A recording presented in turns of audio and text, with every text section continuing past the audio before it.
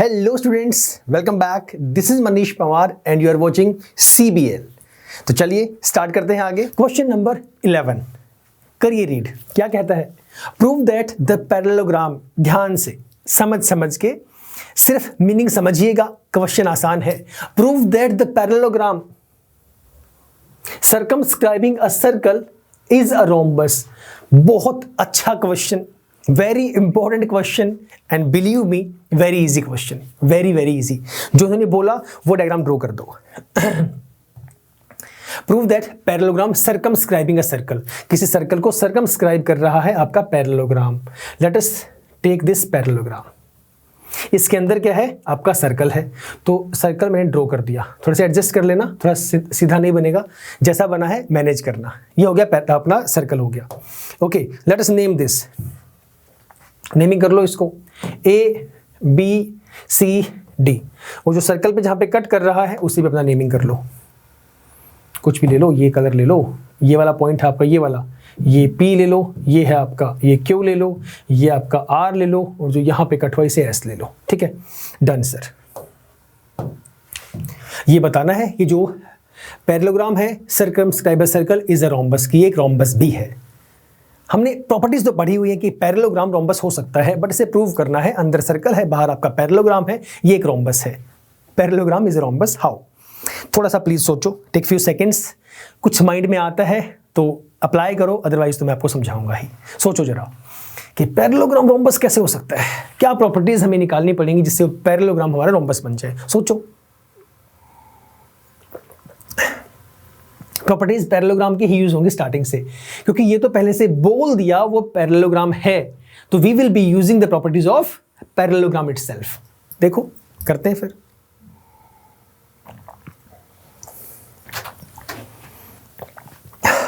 करें। पहले बता दो मुझे what are the properties of parallelogram. सबसे जैसे ही पैरेललोग्राम माइंड में आया, sir opposite sides are equal and parallel होता है। ठीक है, उसी को यूज करते हैं, वही सेम। मतलब इन पैरेललोग्राम पूरा लिखेंगे आप। इन parallelogram what is the name? ABCD। In parallelogram ABCD I can say AB is equal to CD and AD is equal to BC। AD is equal to BC। ठीक है, इनको इक्वेशन 1 and 2 नाम देके मैंने छोड़ दिया। लेट अस से this is my equation number 1, this is my equation number 2। ठीक है, डन। अब आ जाओ टेंजेंट वाली कहानी पे, जो हम लोग पहले से करते हुए आ ही रहे हैं। देखो कौन कौन सी टेंजेंट्स हैं। सर्कल के बाहर हैं तो एक पॉइंट से आ रही हैं, तो हमारे पास क्या कहलाएंगी? टेंजेंट्स कहलाएंगी। मैं ये कह सकता हूं कि DR किसके इक्वल? DS के इक्वल है, पॉइंट नंबर 1। CR CQ के इक्वल है, पॉइंट नंबर 2। BQ BP के इक्वल है, बिल्कुल ठीक है। और आपका AP जो है आपका AS के इक्वल है। ये हमारे पास 4 पॉइंट्स आ गए, हाँ या ना? लिख दो फिर इनको फटाफट। DR is equal to your DS। Reason लिखना। रीजन क्या है?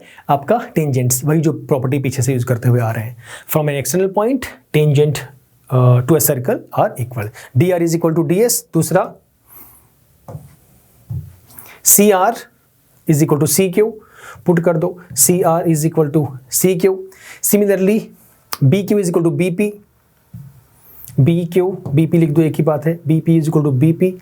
और तीसरा आपका A वाला, तो I can write it as AP is equal to AS। Done. ये मेरे पास 4 वैल्यूज आ गई। Let us add them. थोड़ी देर के लिए इसे साइड कर दो और इन्हें करते हैं ऐड हम लोग। ठीक है, इधर ही कर देता हूं मैं, नीचे नहीं जा रहा हूं। Adding LHS to LHS, RHS to RHS। DR plus CR plus BP plus AP, this is equal to DS plus CQ plus BQ plus AS। थोड़ा सा नीचे कर लो, ऊपर वाली प्रॉपर्टी में यूज करनी है। अब यहां से देखो क्या निकाल पा रहे हो आप। इनको प्लस करने के बाद क्या आपके पास सामने आ रहा है? 1 और 2 को यूज करने से कुछ वैल्यू बन रही है आपकी। जो 1 और 2 है वो कहता है AB is equal to CD, AB is equal to CD और आपका AD is equal to BC। मैं 1 और 2 को यूज कर दूं तो यहां पर ABCD कहीं पे यूज हो सकता है? सोचो थोड़ा सा। सर ABCD तो कहीं पे है ही नहीं इसके अंदर, ना हमारे पास ADBC है। डायग्राम कहाँ है? डायग्राम से उठाओ। आप किस किस को ऐड करने से पूरी लाइन बनती है? DR plus RC, DR plus RC, ये बन रहा है DC, इसकी जगह पे आ जाएगा DC, plus BP plus AP, कहाँ है? BP प्लस AP, पूरा AB बन जाएगा, ये लो पूरा हो गया AB। अब यूज करेंगे अभी फर्स्ट और सेकंड को, पहले मैं रिलेट कर रहा था कि है या नहीं कहीं पे, उसका यूज कहाँ होगा करेंगे अभी। आगे आए DS प्लस CQ, DS कहाँ गया? DS प्लस CQ, वो तो होगा नहीं ना, तो आगे वाला होगा DS प्लस, अरे कहाँ गया भाई, DS प्लस SA, ये रहा DS और ये रहा आपका SA, बोल दो या AS बोल दो, एक ही बात है। तो कितना बन गया आपका? It became DA। तो यहाँ पे कितना आ गया? DA। दूसरी वैल्यू कौन सी बची? CQ और BQ, देख लो ध्यान से, ये रहा CQ प्लस BQ, कितना बन गया आपका? BC बन गया। ठीक है, यहाँ तक कोई परेशानी? इनको ऐड करने के बाद हमारे पास ये वैल्यूज सामने आ गई। Now we will be using equation 1 and 2, using equation 1 and equation 2, इन्हें यूज करो। इन्हें यूज कहाँ पे करेंगे? थोड़े से साइड कर देते हैं। AB की वैल्यू आप बोल रहे हैं CD, और दूसरा आप AD की वैल्यू बोल रहे हैं BC। AB है कहीं पे, ये रहा, तो AB की जगह अगर मैं DC की जगह पे AB पुट कर दूं तो AB प्लस AB 2AB हो जाएगा, या फिर मैं उसकी जगह पे CD कर दूं तो CD प्लस CD 2CD हो जाएगा, एक ही बात है। तो मैं DC की जगह पे AB पुट कर देता हूं, तो यहाँ पे AB प्लस AB, तो कितना हो जाएगा? Twice of AB, that is equal to same DA plus BC, यहां भी पुट कर दो, कितना हो जाएगा? Twice of BC।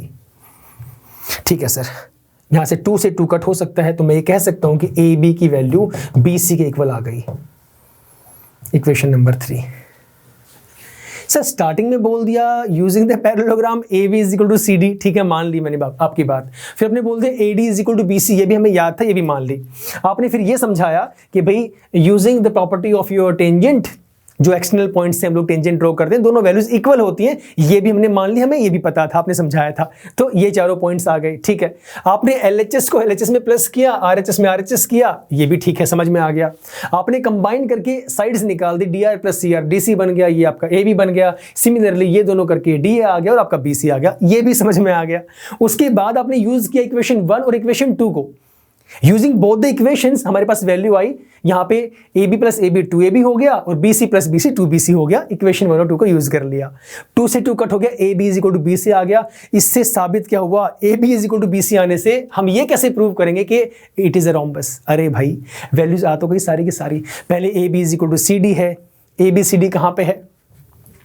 AB is equal to CD, आमने सामने इक्वल हो गया। ठीक है, AD is equal to BC, AD is equal to BC हो गया।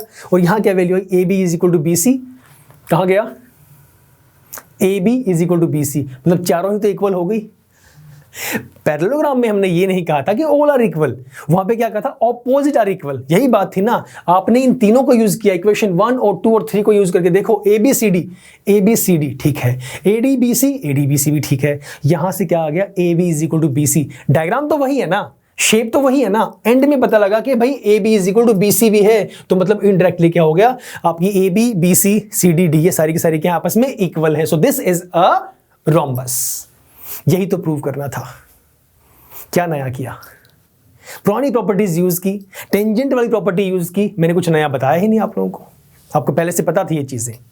Got it? So that is all, this was the question, very easy and even important. तो फिलहाल इतना ही सर, मिलेंगे नेक्स्ट क्लास में, इससे आगे हम लोग स्टार्ट करेंगे। Right, till the time stay safe, stay healthy and yes keep smiling. Bye bye, take care.